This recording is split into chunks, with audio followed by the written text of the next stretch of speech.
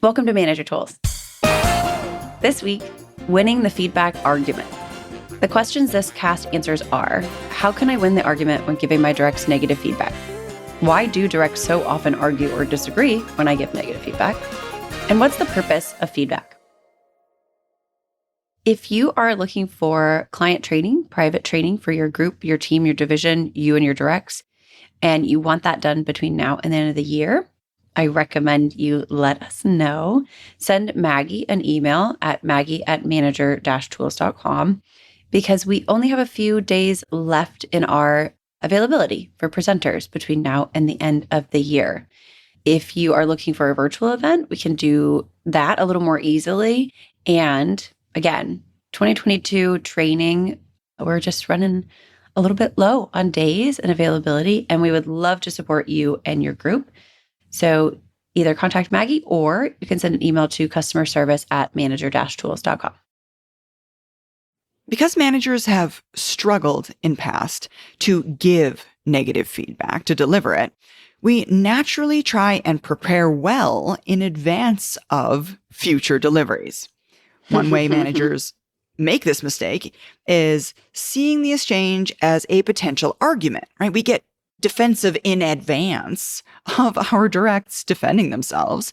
And we try and plan all of the ways, all the methods, all the words we're going to say in order to try and win this potential argument, which we have already convinced ourselves is for sure going to happen.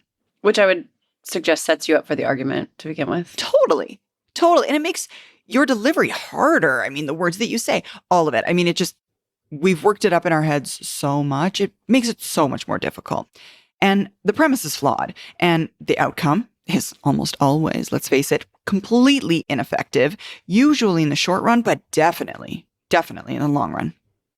And so we're going to talk today about not setting yourself up for that argument, maybe not fully expecting that argument, and what to do about it. We're going to discuss that managers, in general, feedback experiences are not helpful to the cause. You can't win when you make it an argument, y'all. That the purpose of feedback is encouraging effective behavior in the future, and a reminder to brief your people and prepare them. Totally. Starting with the first piece, that is, managers, our previous experiences, they're really not overly helpful.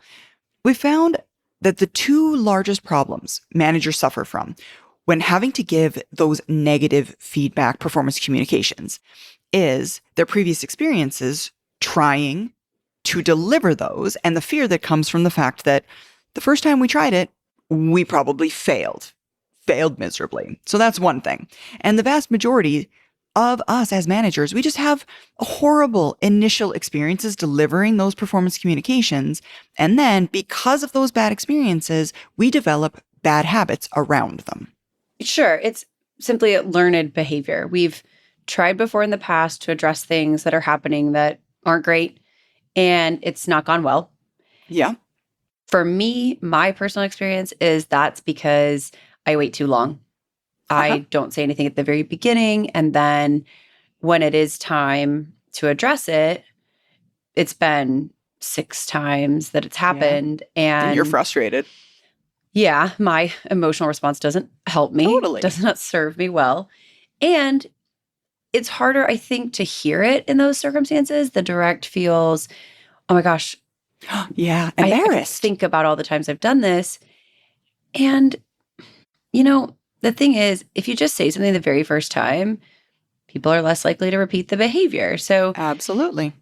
I think it's reasonable of us that our negative experience from the past in trying to adjust people's behavior causes us to be concerned about doing it with feedback or doing it the next time. It seems like as well, the vast majority of managers seem to believe that there's this, or there is this kind of widespread assumption that negative performance communications are needed. Like we agree, I don't know anyone who thinks we shouldn't communicate. And they're not communicated. They're not delivered. It's weird. It's like we admit we should do this, and then no one does it. And I say no one does it. I know I exaggerate a lot. I actually mean it's almost non-existent that you hear people delivering negative input to their people, or that managers tell us about it. And it's weird that this is happening. It's just it's so diametric to me that that's two things we hold in our minds at the same time. And there's not a lot of solutions out there for performance communication, especially negative ones, other than the manager tools feedback model. I think there's some other suggestions, but they're not widespread, that kind of stuff. And even with our model, managers sometimes have had less than great experiences. Yeah. Delivering and receiving, I would say. And then they don't want to try it because they're concerned, because their past examples are poor. And listen, also, if you look around, since no other managers are delivering feedback, there doesn't seem to be a lot of onus on us to do so. Like my peer, absolutely. My peer managers aren't doing it. My previous managers didn't. Sure. For me. And I would even go so far as to suggest that a lot of us, our teams are pretty high functioning. They're doing well. Yeah. And if that's the case and you're not doing it, you might have thought to yourself in the past, is this really necessary? Because things are going pretty well. And maybe you have some minor annoyances and you think to yourself, well, those will go away. That's what I do. I usually think to myself like, oh, it'll go away. And sometimes it does. Usually not. And then by the time it's become a real problem, I'm chapped about it. Absolutely. And then I inflict my... Yeah, exactly. Your emotional state. Yes. Your feelings. Exactly. Absolutely. It's totally true that for the vast majority of us as managers, again, in the absence of some other performance communication model that has ever been taught to us, because we've talked about this multiple times, managers are rarely taught how to be managers before they become managers. The way we've learned to give negative feedback is kind of by trial and error. I mean, you try a few things out, scrap together some of the past experiences you've had. These things really sucked. I'm not going to do those things. These things seemed relatively decent. Going to tape all those guys together and I'm going to try and use it. Unfortunately, what that means, though, is most of our past attempts were errors. And most of us did what our previous managers did, which probably wasn't any good, which probably doesn't come with data or any fact or any degrees of success that are possibly measurable. And we did that even when we use those previous models, even when experiencing the receiving of negative feedback was miserable for ourselves. It almost feels like if this is the way everyone's going to do it, this must be the only way it's going to be done. And folks, there's a lesson here. That is, if feedback, the rare pieces of feedback you get, if feedback was delivered to you poorly when it was delivered to you and it didn't work for you, chances are incredibly unlikely that if you try and use that same, to call it a model is an exaggeration, technique. But exactly. If you were to use that same technique on the folks that work for you, it's probably not going to work for them either. What's so funny about this, and we've talked about this before, like I hear from people, oh, I hate the meetings at my work. The meetings I go to are bad. Okay. The meetings that we go to, y'all, are bad because the majority of professionals learn to run a meeting from a previous boss. Yeah. Through observation, and then we repeat the other people's behaviors. And again, you know, a lot of us are existing in places where the work is still successful to an extent. So it's like a kind of, if it ain't broke, don't fix it. You know, and feedback's the same thing. You learned it from a past manager, you observed, and you kind of took that up. And what's funny about that is you would kind of assume that at a certain point, professionals would know how to do these things. But we've talked about the idea that management seems to be the last science that people assume you learn through osmosis. And if that were true, y'all, we wouldn't be here. Mm-hmm. And even though, you know, we think that professionals know what they're doing, there's not a lot of efforts out there to teach managers how There's to not do a lot of this. data to support that. Right. And there's not a lot of guidance out there. And that's why people come to us. So if you are just repeating what you've seen in the past, so many of us have done that. Totally. We're here to save you from that, essentially. That's kind of like our entire premise. And don't be shocked that people don't know how to do this. Don't be shocked that you don't know how to do it. And this idea of just repeating the past, we've talked to thousands of managers who've learned about our model before they became managers. Some of them because they had a manager tools boss who used the model, or they learned it really, really quickly. These managers don't report any bad experiences giving feedback. They report implementing the model as being easy and that they garnered virtually no pushback or arguments from their directs. This is a similar experience to what I had because when I first started as a manager, I already knew all the manager tools content. So I think maybe 5 times in the entire time I've been giving negative feedback have I had anyone actually argue with me. And y'all, this is another lesson we hope you've learned from us or that you can learn from us, which is you should prepare for the role that's next for you. You should prepare for that role. You should be ready in all the ways that you can. And we're happy to help you do that. And we understand you've tried other ways, you've learned from other circumstances, environments, and you've gotten defensiveness from directs. Many of us have. And therefore, we've learned, hey, I should prepare to give negative feedback. And some of us do that. We do that with an eye towards like, well, what are they going to say? What are they going to argue about? And so then it's like, we prepare. We prepare our case in advance. Yeah, we're like little lawyers. We're like getting together all of our information to use against them, to level against them. We've got to make sure there's plenty of evidence.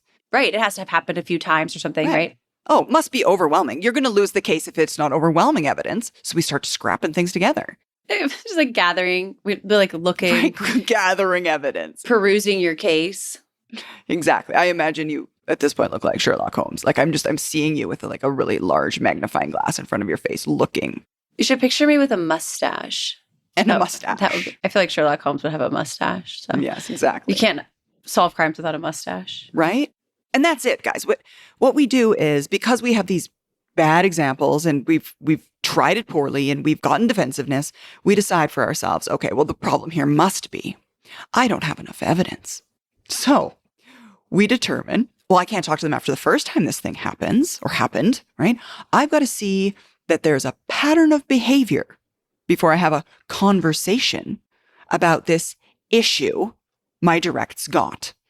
And we are certain that defensiveness will melt away when we've got this ironclad case, which we can level against our directs. It will be certain to them when I pointed out all of these instances that I'm clearly in the right and they've obviously done wrong. And by the time I'm done explaining all of these reasons for why what they've done is so bad, they will definitely come over to my side.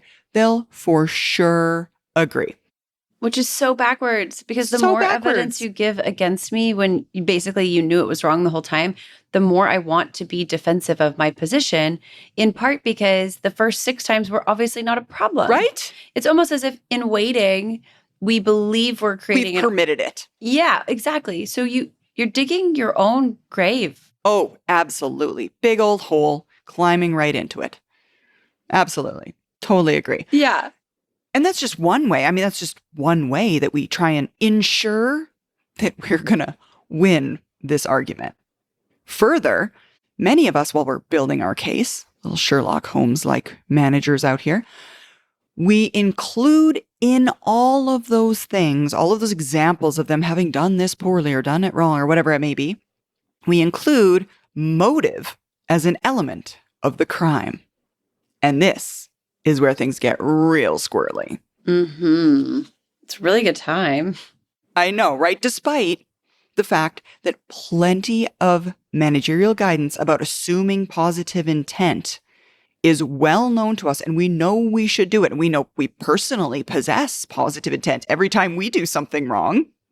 Too many of us mistakenly assume that, we really can guess at all of the bad reasons someone had for doing something that didn't turn out well. What's interesting about that to me is that it so often comes from a place of that's not how I would do it. So I'm more if it's not how I would go about it, there's this, I think it's easier to see the pitfalls of it. Does that make sense? Okay. Like A little. if I would do it this like X, I would execute on plan X. Yeah.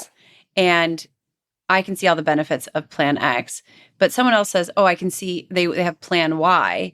It's really easy for me to like compare the two and say, here's the pitfalls of plan Y. And we give ourselves the credit of positive intention, sure. which is why we believe that the benefits of plan X will outweigh the negatives of plan Y. Mm-hmm. When in fact, if you genuinely believe that someone is acting out of negative intention, they should not work with or for you. Yeah, totally. That's not okay. And if you're listening, ask yourself, have you made a mistake at work in the past 2 weeks? Mm-hmm. Okay. I'm betting everybody raises their hand. And if they haven't, they're lying. Actually, don't raise your hand in your car because it's like not good if that's where you're listening. Or if you're running or something. And ask yourself, or say, if I ask, how many people listening have made a mistake in the past 2 weeks at work? How many of you who answer to yourself, yes, I've made a mistake in the past 2 weeks at work, set out to make that mistake on purpose? Everyone's hands go down. Yeah. I mean, there's always one, right? There's always one person who's like, right. yeah, They're it was being sassy, though. They're being sassy. I don't know. I know some people who like to, cause havoc a little bit. And we don't work with those people, just so we're clear. But I really don't think anybody intends to make a mistake or intends to mess things up. Right. And we're human, so we always mess things up. And the podcast for this is there is no why in feedback. Right. Of course, there was a good reason. There were tons of good reasons. None of us are doing anything without at least one good reason every time we act. But we're still making mistakes every once in a while, even though there's plenty of good reasons. Talking about all of those good reasons, that's not helpful.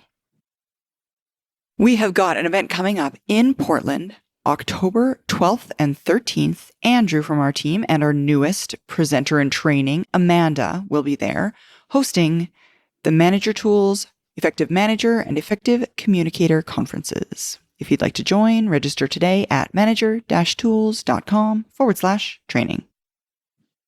So you prepare your little case, and the logic is totally understandable. Why not prepare for a fight or an argument when that's always what we seem to get? Totally. Why not? And again, positive intention, fundamentally flawed. In the same way that your directs behave with positive intention around things and things don't go well, the assumption that there will be a fight, the preparing for the argument leads to bad outcomes that you may have experienced on both sides of the equation. Because, a good thing to do is think of it the other way around. Rather than prepare for an argument that you think you're going to get, maybe we ought to recognize that we're getting an argument because that's what we prepared for. Ooh, that's ninja. Yeah, That's absolutely it. And let's be clear. What are we even arguing about? We're arguing about what our direct did and why they did it. And caring about those things is completely mistaken. I mean, the flaw in that is thinking solely about the past. That is, what they did and why they did it are irrelevant at the current moment. Both of those things happened in the past. And we all know there's nothing that can be done about the past.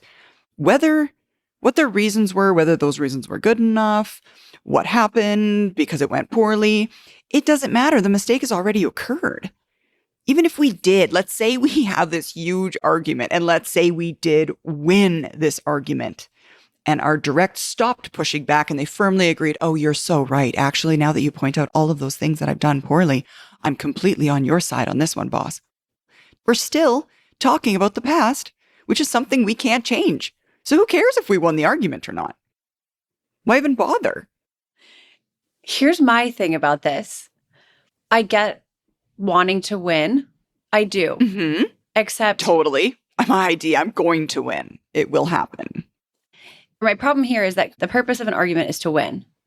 And I've already won because I'm the manager. Right. Exactly. I am already wearing a crown. I do not need to win this Right. argument because I have already won. Mm-hmm. So that's just an aside. You're already wearing the crown, y'all. Or we're carrying the sign, or I don't know what other. We should know. We will soon with the coronation coming up. Right. Exactly. I'll know Scepter? Is a Ooh, scepter a thing? ooh. I would like one. I do think a scepter is a thing. I would Okay. like one. Yeah. Good. Okay.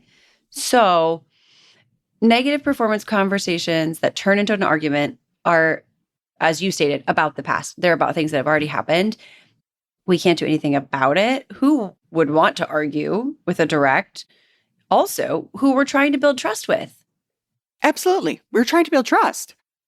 We're trying to make our role power a little smaller and our relationship power bigger, and trying to win an argument will not accomplish those two things. Exactly. So we're not going to increase trust this way. And when it comes to the why portion of our argument, you're never going to win an argument with someone about what they're thinking. No. You're not. Because they'll just pretend that they were thinking something else, just Exactly. whatever. People don't like us thinking we knew what they were thinking when they did something, even when we're certain we're right. And y'all, you probably are. They will Yeah. argue. Doesn't matter. Right. If you say, well, obviously you were thinking X, I'd be like, well, no. And why wouldn't they try to win? You're already trying to win. Like, they're going to try to win by saying, you couldn't possibly know that. And that's true. They know we don't really know what their thoughts or intentions were. So there you go. You've just doubled and tripled down on this argument. that you made. Tripled down. Yeah, which you can't do, right? Can you do that? Exactly. No. Well, we just did. All right. So yes, all this talk about the past and those kinds of things, it confuses plenty of managers. It wasn't the tripling down thing that Right? It wasn't the tripling. that was I mean, the there's a lot of confusing confusing things happening, right? There's so many confusing This is things, but, right? we mean the other part. Right, exactly. So yes, I mean, we're talking about the past, confusing. And wait, you say, isn't the fact that we're even talking about this thing at all really talking about their mistake? That isn't the conversation about the past, essentially about their mistake? And the answer is no, it's not. And you'd be right to think the ultimate purpose of the reason this conversation is happening at all is because they did something. But talking about why is misguided. The way to win the feedback argument is to not prepare for an argument, therefore not have an argument at all. It's unnecessary. Right. Because if we were to pause it through, did this thing you did go smoothly? And if the answer is no, then why would we do it again in the future? We wouldn't. A reasonable person with, hey, look at this instance of what happened, look at whether it was effective or not. And if it was not effective, should we or should we not repeat it? The answer is we should not. We should And not. Everyone knows that. so They keep stating that, Captain Obvious. yeah, Yeah, the that's thing is, exactly it. we're focused so hard on our fear of an argument that we forget the truth, which is that the purpose of feedback done correctly is not about the past. It's not about an argument about the past. It's not even really talking about the past. Yeah. The purpose of feedback, all feedback, not just negative, positive and negative, is to encourage effective future behavior. So if you were late to this meeting and it wasn't the best choice or it wasn't the best thing, wouldn't we like to do it differently in the future? When you're Everyone would. yeah, we would like a future where people are on time to meetings. And I bet those people also want to be on time for meetings too. I mean, everyone wants us to be on time. We try. And when you create an argument, when you build your little case, when you have your little bank box of files, you're actually setting up a confrontational discussion about the past. And the nature of the conversation, which you've created as confrontational. Yes. And it colors the words you choose, y'all, as well. Oh, yes, for sure. So the confrontational nature of this conversation and the time period, which is yesterday, are wrong and ineffective. And it's just not, it's a bummer, dudes. It is. And like, I mean, it's silly. Kate said this. We're doing this to ourselves, yo. Yeah. As managers, we're creating the confrontation simply by preparing for a confrontation. And then we also end up in our conversation because of all of our evidence talking about the past, which isn't the time that we're supposed to be talking about right now because the past is irrelevant and they meant well. And talking about the past will not change it. And if you can, please send us a note and let us know where the keys to your DeLorean are. We'd love to know. We would just want to borrow it for like a small amount of time. So I talk about this in conferences a lot and in trainings because people say, when you were late to Sarah's meeting. And I say, that's not how we do it. What we say is when you're late to meetings. And they say, well, I want them to know what meeting.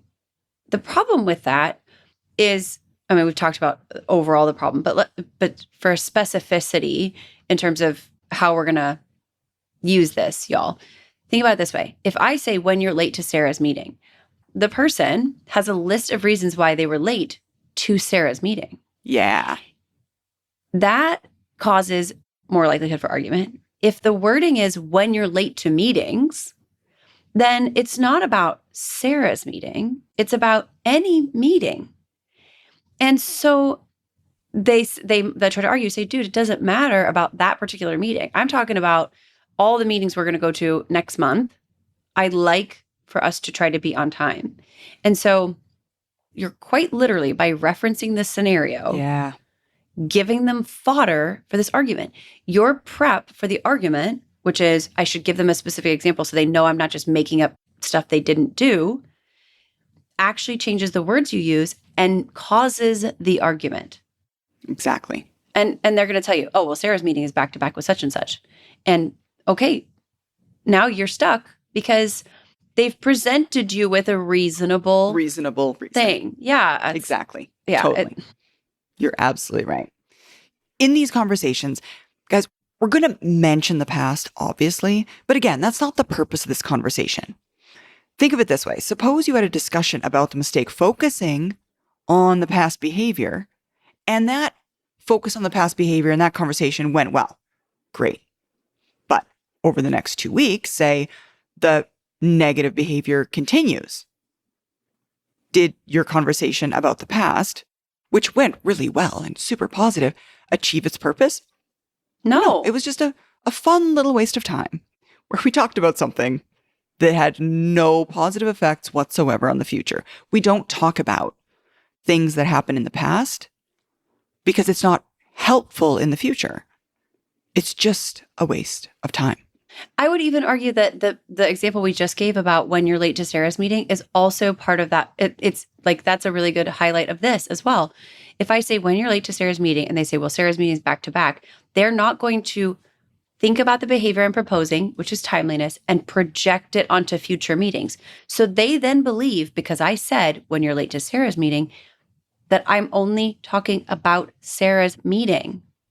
Exactly. As opposed to Emily's all meeting the meetings. And Cassie's, like all the meetings. So the only reason to talk at noon about something that happened this morning that was bad is to change the future scenarios in which that behavior applies.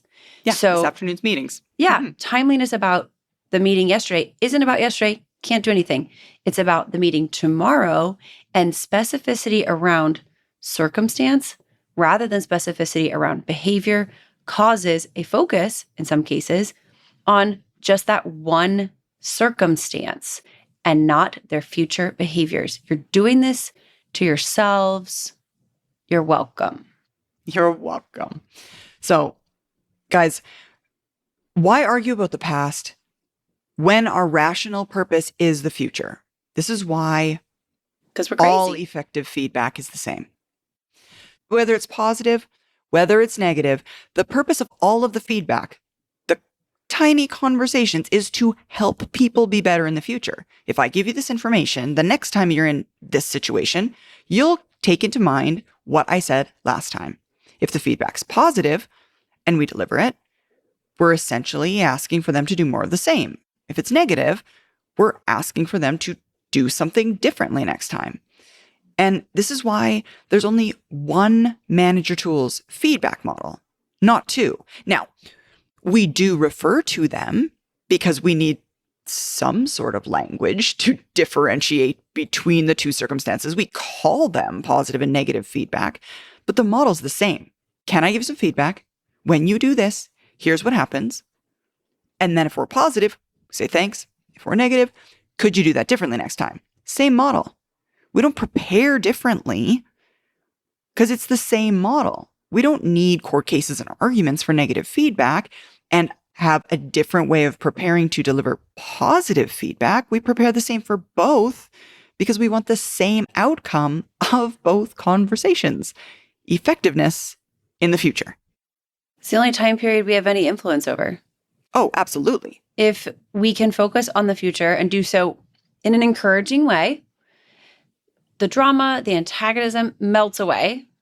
You get better results, trust will stay high, and everybody wins. Right. Mecca. Mecca. So, one more thing, because This will help. Behaviorally, yeah. Well, so there's a couple of things, y'all. There's specific words that you should be using, which we talked about. There's the don't prepare for the argument. So in terms of guidance here, the other behavioral guidance for today is brief your people. Yeah. Don't catch them off guard.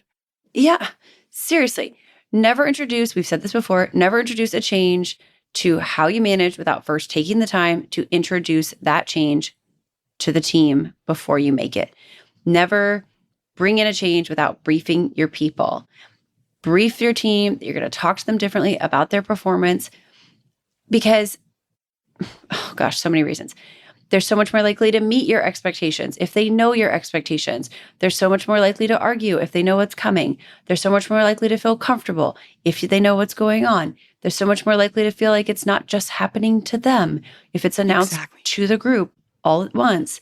Also, you are teaching them to be professionals. I don't care what age they are or how long they have been in their careers. I am still surprised occasionally by the number of years someone has been in their profession and still does not know how to do professional things. Run a meeting is a good example. I know people who are in their 60s who don't know how to run meetings. Yeah. I do. So I understand that we all have room for improvement. We all do. Absolutely. If that's the case, feedback can help us do that. We can help share enough information for other people to get that improvement.